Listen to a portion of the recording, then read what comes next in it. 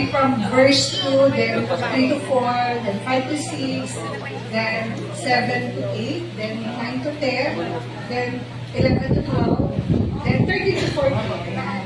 Kasi nga. Sige, pwede natin, we will read it with understanding. Ayan. Sige, basahin po natin. Psalms 103, verse 1 to 2. Praise the Lord, O my soul, all my inmost being. Praise His holy name. Verse 2. Praise the Lord, O my soul, and forget not all His benefits. Verse 3, who forgives all your sins and heals all your diseases. Verse 4, who redeems your life from the pit and crowns you with love and compassion. Verse 5, who satisfies your desires with good things so that your youth is renewed like the eagles. And verse 6, the Lord works righteousness and justice for all the oppressed.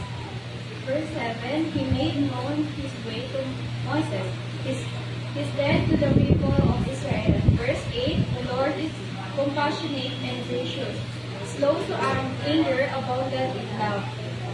Verse 9, he will not always accuse, nor he will harbor his anger forever. He does not treat us as our sins deserve or repay us according to our iniquities. Verse 11 to 12, for as high as the heavens are above the earth, so great is His love for those who fear Him. As far as the east is from the west, so far has He removed our transgressions from us.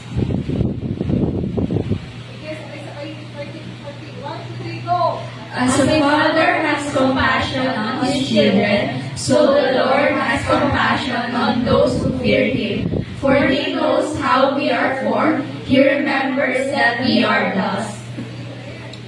Nagpangaso natin ang Lord sa pagkabasa ng kanyang salita, sa mga buhay po ng ating mga kabataan, sa mga susunod na henerasyon na